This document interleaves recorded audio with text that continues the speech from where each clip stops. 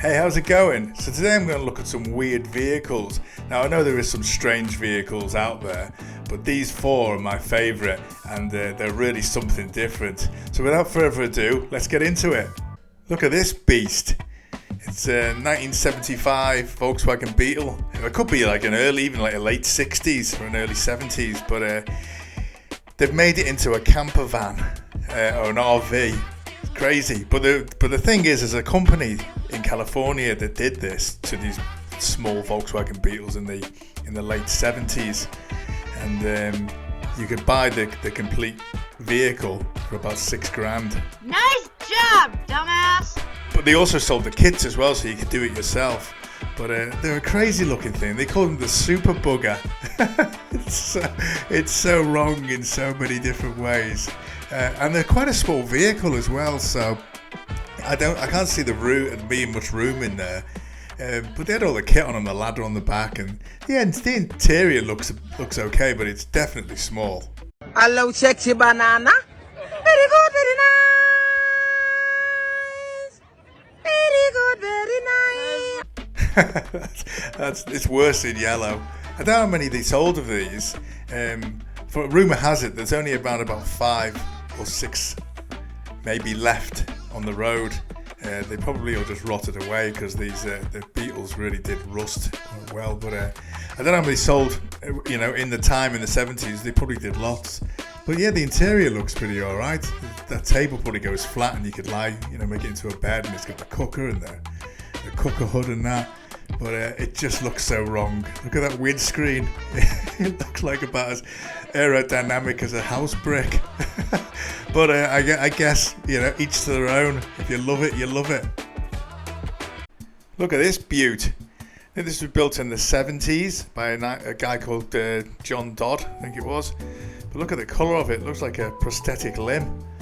It's just under 6 meters long, and it's got a huge engine in it. It was even featured in a magazine because it's got this 27 litre engine in it. Now the engine is originally out of a World War II plane called the Spitfire, and it originally had a turbo on it, or a supercharger or something like that, but he couldn't fit that in, or the guy who designed the vehicle couldn't fit it in. So there's the engine there, big 27 litre V12 monster.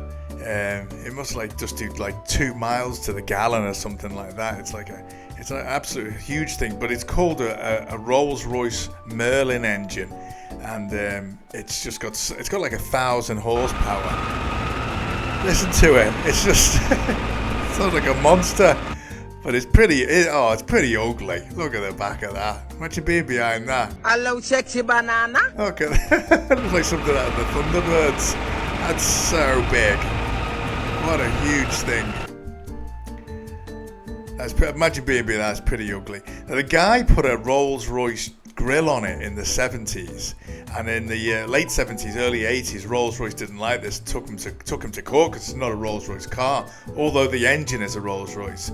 So the guy got fined £10,000 or something, so he spat his dummy out and just took himself and the car to Spain and lived there. So but then he died about 3 years ago, and the car come back to the UK, and we've got a new owner. The new owner did some modifications on it, restored it, new headlights in it, took them bottom on, sprayed it. It's like this silver grey. It looks pretty nice, better than that yellowy tan beige colour or whatever it was. But he did the interior out, and I think he used it, and it looks like he's put the Rolls-Royce grill back on it as well. But what a beaut that is. Look at this thing. Wow, it's very nice. That's a 1980s Fiat 126.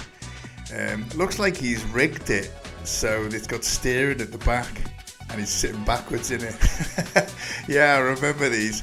Yeah, these are they built these from the 70s into the 80s, and that looks so strange. Yeah, it was a Fiat 126, and they had a 650cc engine in them. 2-cylinder. I think it was an air cooled, and the engine was in the back, I think. Anyway, and they were around about 23 or 24 horsepower. but just a small car, so he'd probably power it. But yeah, he's definitely put like some kind of steering rack at the back of it. I don't know if you're allowed to do that. And front wheel steering. But look at the people looking at it through the town, and yeah, it's crazy. That looks like, from what I could see from the PL on the back, it's probably Poland, or around that area anyway. Yeah, it's got the PL. But yeah, that's crazy, because so it looks like you can steer it at the front and at the rear as well. So that's why it looks like it's crabbing down the. That's crazy. I could just sort of turn the corner, but the car still looks like it's going forward.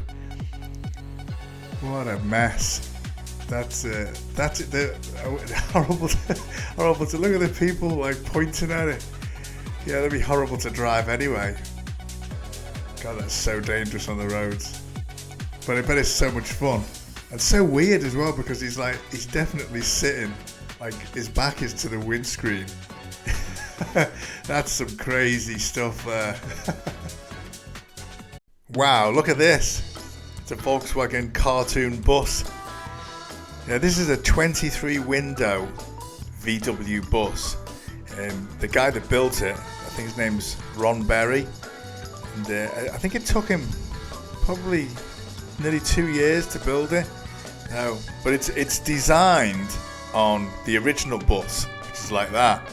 It's but he's basically started from a chassis, and it's all made out of metal. It's not fiberglass or anything like that, but it looks so cool. It's got 24-inch wheels on it. It's got the surfboard on the roof. Wow, look at that. And the colour of it's amazing. That paint job, fantastic. Wow, look at it's got the chrome on it on the sides, and the VW badge, and the huge headlights. Everything seems to be in proportion, even though he's created it to look like a cartoon vehicle. It's got the opening front windows. I think the engine in it is a 2300cc. I think it's a 2275, something like that, but it's blown anyway, so it's got the blower on it. But yeah, it looks like he's done all the pictures for it as he's been doing it. You can see the frame that he built on it, and how he's done the interior, and wow, that's amazing.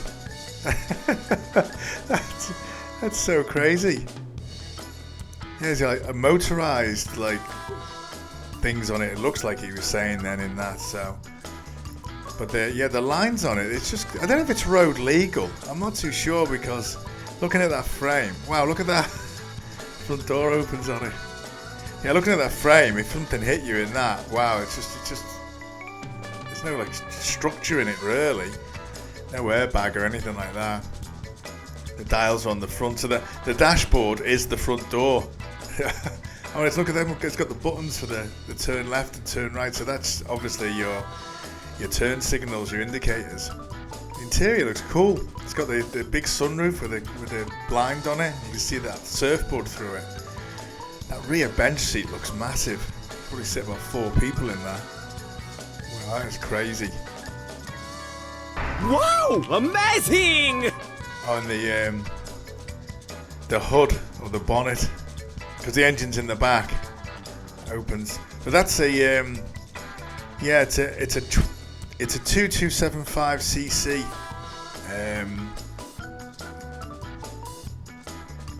It was built. It looks like it was built by that. Where's that? Landy, something Landy Incorporated, and obviously in with B&M as well. So. I had a B&M quick shifter once on a Trans Am that I had, but that engine is engine's amazing. Look at all the chrome on it. But just look at it driving down the street. That would get some looks, but that definitely can't be road legal. Maybe he's just taking it out. Maybe that's like a closed community or something where he is in. But that's a crazy thing. And it looks like it's a license plate, but if the back's down on it, you wouldn't see it. But I can't understand if it looks big or if it looks short or small. It's it's pretty crazy. The colour's nice, but that is something crazy. That's something else, that is.